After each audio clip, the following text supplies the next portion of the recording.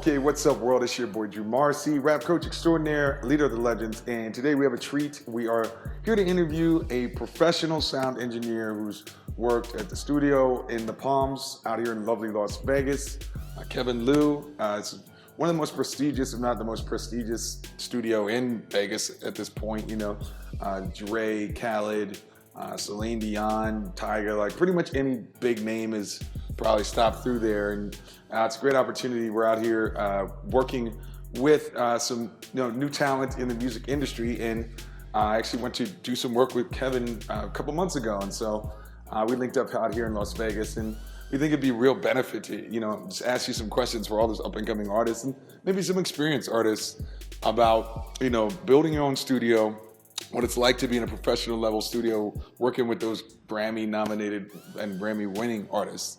So thanks, Pleasure. Thanks for having me. Yeah, dope. So, I wanted to start with, and we talked a little bit about this earlier, if the average How to Rap fan obviously isn't necessarily a household millionaire selling thing. Not yet. Right? Not yet, Not of course, yet. of course. But they probably either want to build a home studio or have built it and want to make sure that they have the best quality. So could you give us a little rundown of your philosophy, as we talked about around recording? How important is it to invest money in a home studio? Right. All that.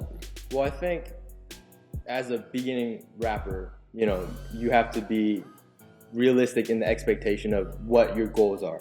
You know what I mean? If you're just beginning, is it smart to invest in a $10,000 microphone and a $3,000 mic pre and all this, all this stuff? Or, that may not be the best investment in, to achieve what you want to get. If you're just starting out, maybe just, get a good recording software, like GarageBand or something like that, and then just get a decent microphone, a decent mic pre or interface, and then kind of just go from there, and then get a start, just get ideas down, and freestyle, get some beats online, and then just kind of get creative and that kind of stuff. And I think that would be a good way to start, as opposed to spending all this money and getting all the expensive gear and then maybe not ever using it. So have you found, with that in mind, how experienced are major rappers, the household names, in knowing about the sort of mixing and the hardware? Because not saying producers, but rappers, because I think a lot of rappers too, how they might stress about how much they should know, or should they just link up with engineers like you and let you do your thing? Right. I think it's important to know the process, at least the lingo, to communicate with the engineer, and how to get the sound that you're going for. But there are artists that I've heard, like Eminem is very involved with the mixing process and stuff like that, but then you guys got guys like Drake who have, the right-hand man like 40, who he puts a lot of trust in, his sonic quality and his, his tone and the production.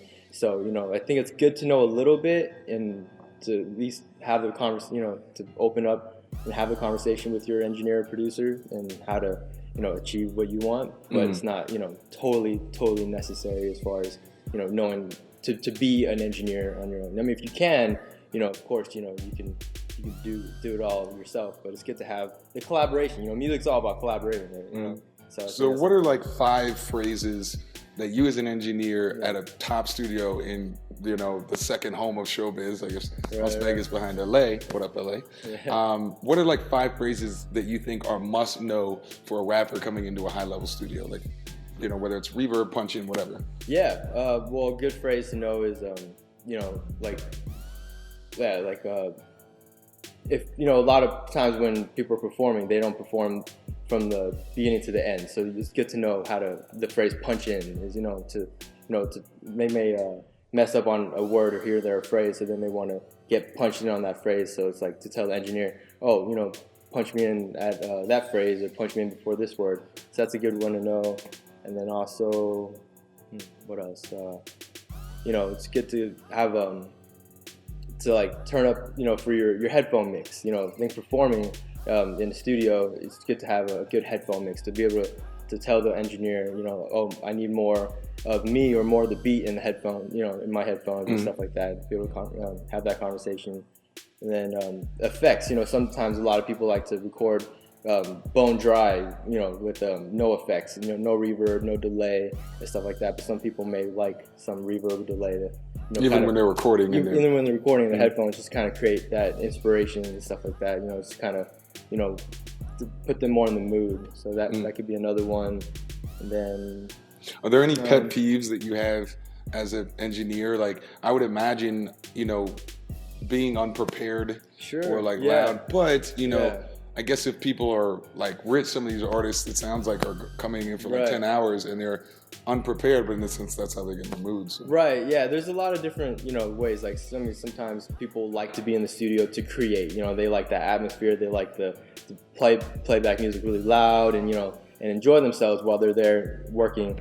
So that's understandable, you know what I mean? But when people come in to write and they're unprepared and they're kind of wasting time, then that's, you know, that's it's not ideal. How common is that in the rap game among the big names? In the bigger names, it happens sometimes. You know, whether they just have some, you know, they're in there and they're just trying to figure out what they're trying to say, and, or, you know, they just have a little inspiration, so they may have like a verse done, and then, you know, then they don't have the rest of it, you know, filled out. So yeah, it happens once in a while, but most of the times, like, you know, they're like, you know, they're in there and they just knock it out pretty quick. So it just all depends, like, you know.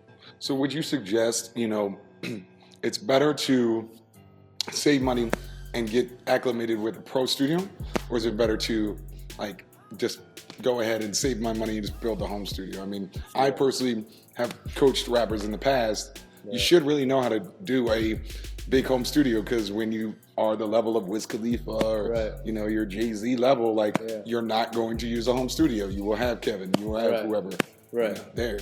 Exactly. Yeah, and that's the thing about having a home studio. It's you know, sometimes people like working in the home because it's comfortable and it's, you know, you just get to work. But sometimes people like to get away from the home to, you know, because they don't want to be worried about the dog or, you know, the dishes, you know, stuff like that. So they want to, you know, when they're working, they're working. So, you know, I think some people like that as well. But it's really up to you as far as the budget and, you know, what they can, you know, they can really get. So, yeah. You know. So what about a little bit about your story? I mean, as an engineer, how did you get started?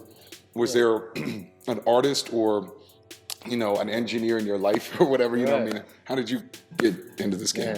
So I grew up playing guitar, and then was really into, you know, just playing guitar and music growing up, you know, listening to all different kinds of music, rock bands and, you know, hip hop and all that stuff. And then I got really into music technology around when I was in high school, and worked at Guitar Center, actually in the pro audio department, and kind of learned about, you know, recording there. And then I went to UNLV for a year to study recording and music composition.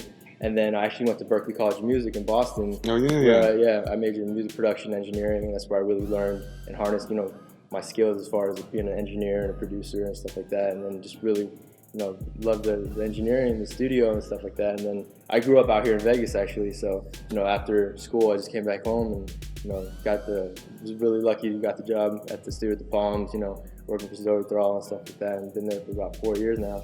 So it's been fun, yes. You know, have you ever worked at other like big name studios, and do you have any like, what are your favorite things about a good studio like the Palms? And what are some things you've, like, some fuckery, dare I say, you've seen in other studios? Yeah, I mean, I've worked at some studios out in LA, like Conway and Firehouse and stuff like that. And yeah, I mean, the great thing about working in a professional studio is, you know, obviously like the gear and, you know, the nice equipment, the nice microphones, the nice preamps, the nice speakers and all that stuff, you know, the playback system. And as far as engineer, you know, we like to work on large format consoles and stuff like that. You know, for hip hop and, you know, for rap and stuff, they may not utilize the console to its fullest extent, like, you know, but, you know, it's nice to have. That's why a lot of people would still go to a big studio, like Dre still likes mixing on his SSL and stuff like that, you know, so they like to utilize that. So that'd be a big selling point to go into a big professional studio and just having all that there. You know, some people have like big consoles and stuff in their homes and stuff, but it's rare, you know, it's like the power bill for that alone would be crazy.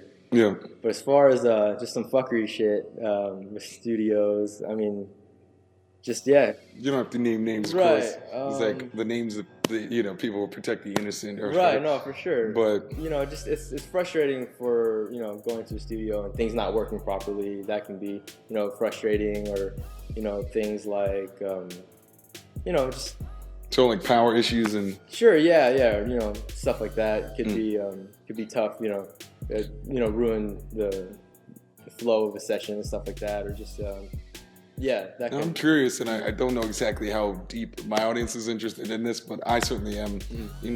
Have you found that rappers are lazier or more motivated than other genres? Do you find that to be an issue, or like behind the scenes, or is it? I guess I'm asking: is it like, are rappers lazy, or are we selling some lifestyle as hip hop? And actually, when you see so and so who's supposedly on lean all the time, he actually works really hard. Like, how does that look? Yeah, that's a good question. There's all different kind of types. Like some people really need that lean, or to smoke and to get in that into that vibe and to get creative.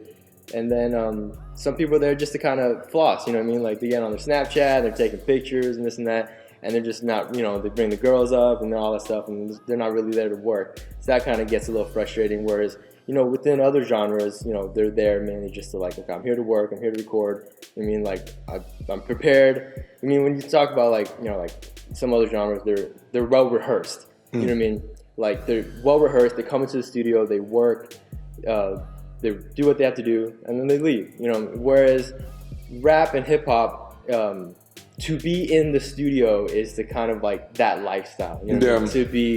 To be working in the studio is taking all the pictures and the drinks and the girls and smoking all that stuff. That's kind of the lifestyle of what people are seeing. Yeah, it's like drinking whiskey if you're in country or something. Right. So that's like people are doing that just to kind of live up that lifestyle, as opposed to, and then being in the studio to do that, as opposed to going in the studio to work. You know what I mean?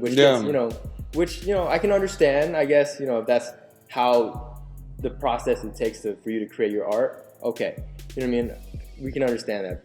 From like a engineering perspective, it's kind of like it can be a little frustrating when it's like we're there all night and we got nothing done, kind of thing.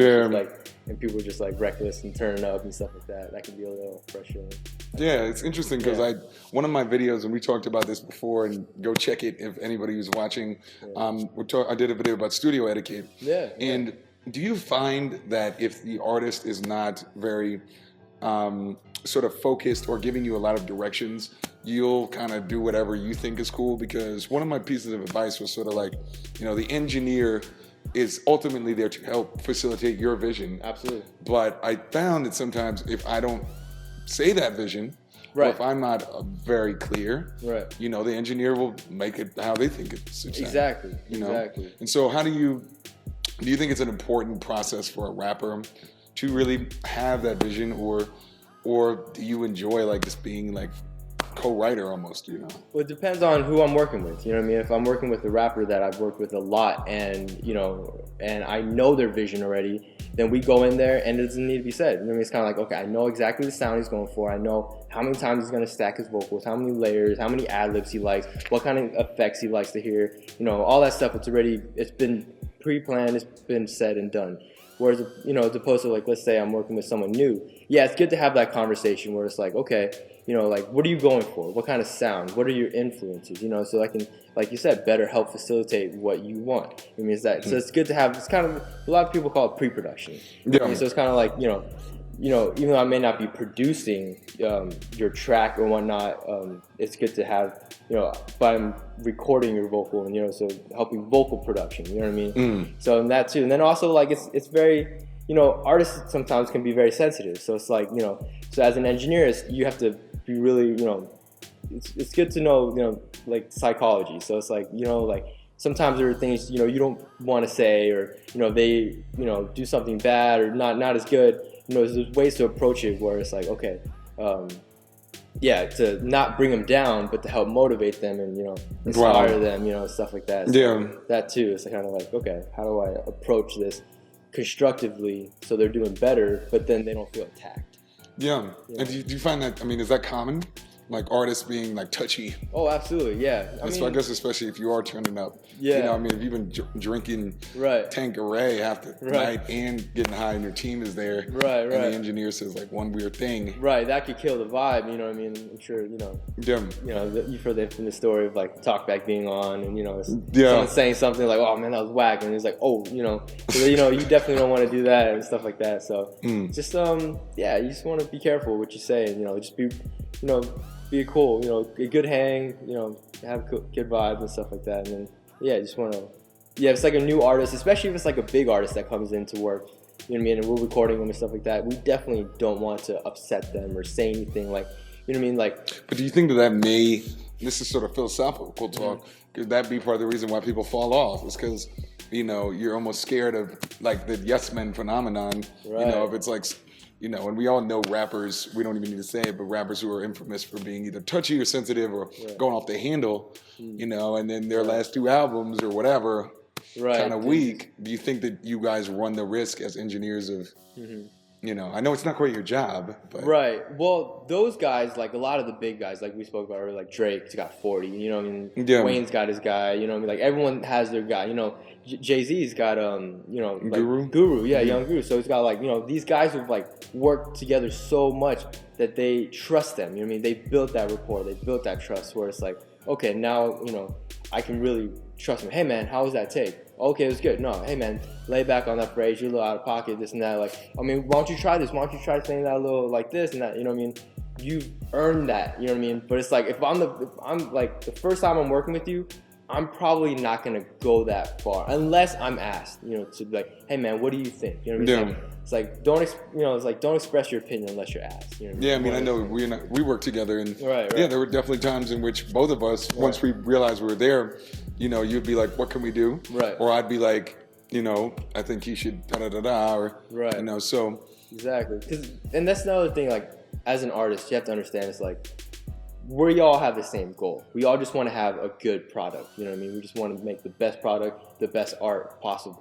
So it's like, just to kind of keep that in mind too. Yeah. I mean, and I can understand like being sensitive and touchy with your art and, but just, if you have that trust, it's kind of like, okay, well, he's been doing this for a while, he's been working with such and such, maybe it's like, I trust him, maybe I'll try it. It's worth a shot, I think that's always the thing, it's like, it's worth a shot, try it, if it didn't work out, okay, we'll go back to the other way. It's, I think that engineers, you guys by nature, like to experiment, sure, absolutely, and I guess the artists need to be aware of that, and, right.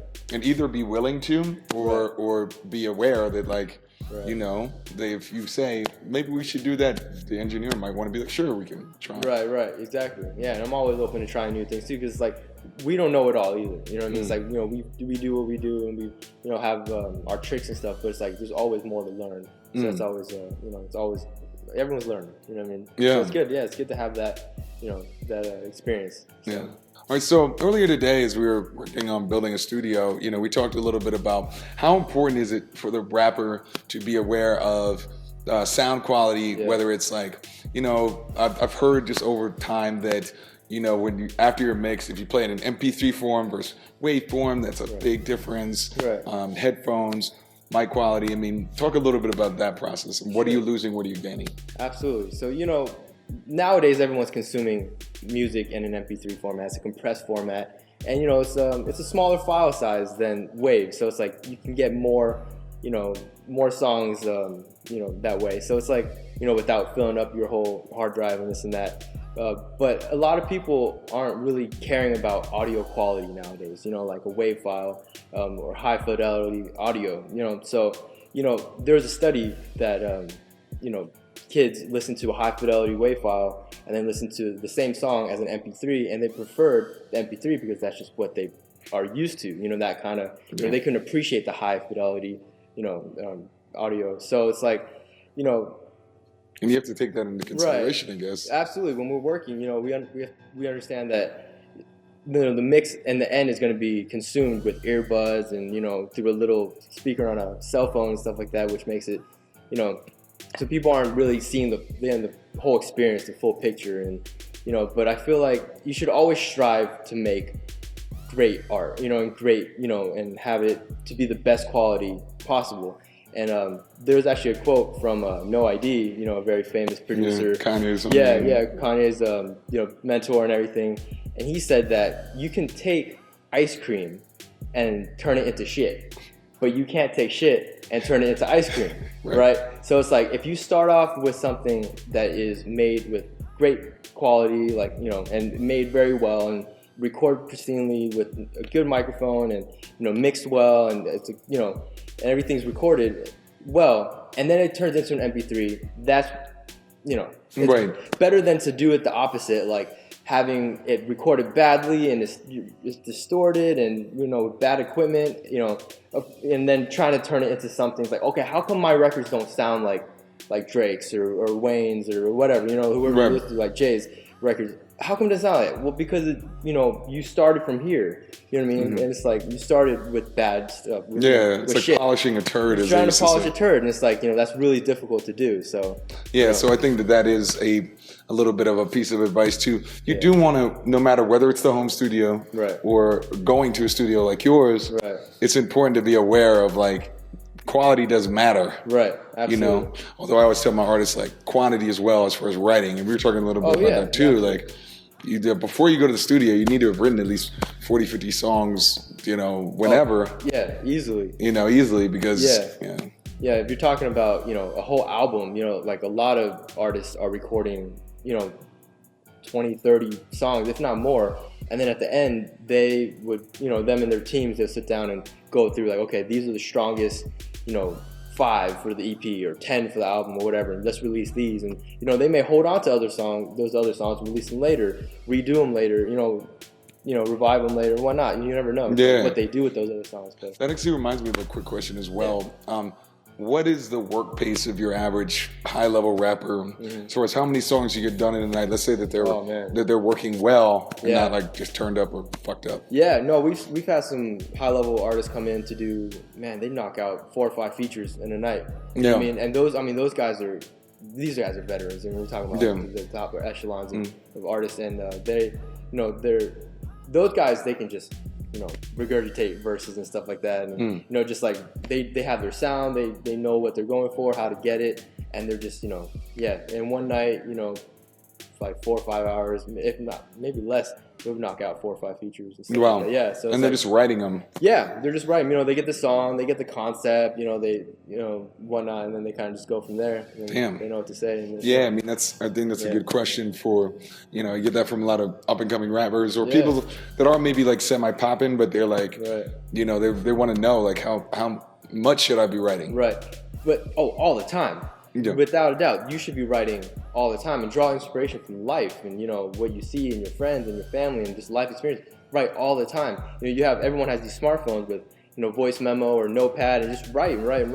It's that's how these guys, these artists get so good, is because they do it all the time. They eat, sleep, and breathing all that stuff. It's they're not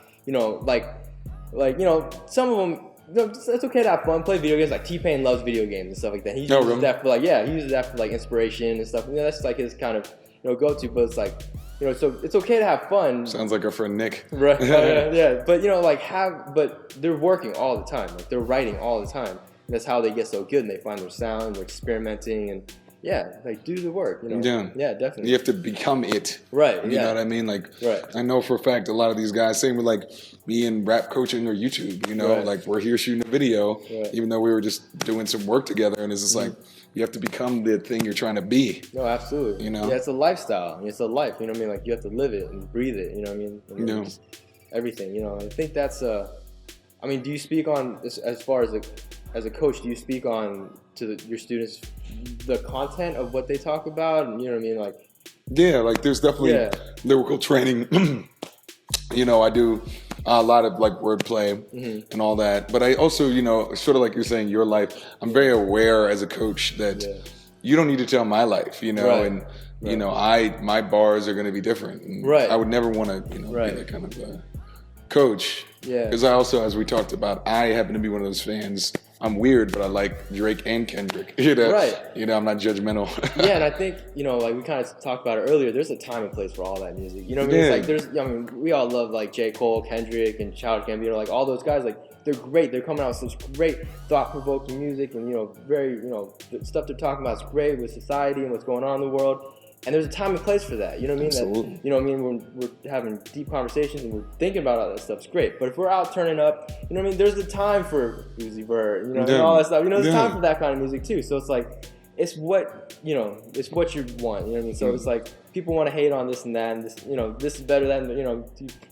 So it's like, but I think, you know, I think there's a time and place for everything. And, yeah. You know, so, you know, and as an engineer, I'm sure you have fun doing both. Right, we get exposed to it all. You know what I mean? It's like, so, you know, I could say, oh, this and that guy's better than this, but it's like, you know, to who? You know, to the 15-year-old kid, you know what I mean? They may not be able to appreciate all the stuff that Kendrick is saying about, you know, in his music and stuff like that. You know, or there might be a 15-year-old that can. Right. So, you know, to each its own. You know what I mean? Music is for everybody, and, you know, this, you know, can influence other people. So. Yeah, I mean, as a kid, I listened to Nas as much as Jay-Z. You know, folks like that. Right. So, well, with that being said, thanks again to Kevin. My pleasure. You know, it's amazing. Hopefully this won't be the last time. We both live out here in Vegas, so look forward to like some, you know, podcasts, or we'll shoot some other vids, you know, maybe do an interview with Nick. We'll see what's up. Yeah. Hopefully this was helpful for everyone, you know what I mean? From beginners to advanced. And look forward to the next video. Thanks again to Kevin. If you know, you got your paper up, you're ever in Vegas, be sure to go to the studio at the Palms, ask for Kevin, and we'll talk to you soon. Peace.